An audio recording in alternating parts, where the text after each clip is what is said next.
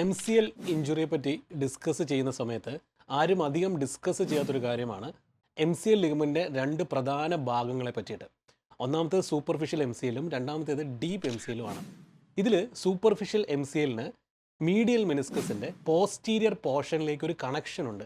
വളരെ ചെറിയ കണക്ഷനാണ്, പക്ഷേ വളരെ ഇമ്പോർട്ടൻ്റ് ആയിട്ട് ഇത് മനസ്സിലാക്കണം.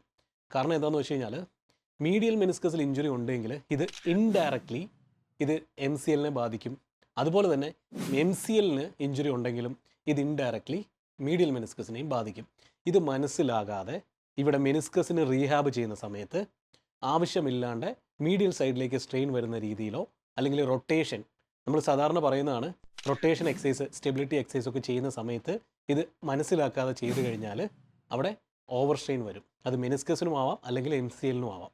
ഇത് ക്ലിയർ ആയിട്ട് മനസ്സിലാക്കിയതിന് ശേഷം മാത്രം നിങ്ങൾ റീഹാബ് ചെയ്യുക അല്ലെങ്കിൽ എക്സസൈസ് ചെയ്യുക. പ്രത്യേകിച്ച് എം സി എൽ ടിയറിന് കൺസർവേറ്റീവ് മാനേജ്മെൻറ്റ് ചെയ്യുന്ന ആളുകൾ. കൺസർവേറ്റീവ് മാനേജ്മെൻറ്റ് എന്ന് വെച്ച് കഴിഞ്ഞാൽ സർജറി ഒഴിവാക്കിക്കൊണ്ട് എക്സസൈസ് ചെയ്യുന്ന ആളുകൾ.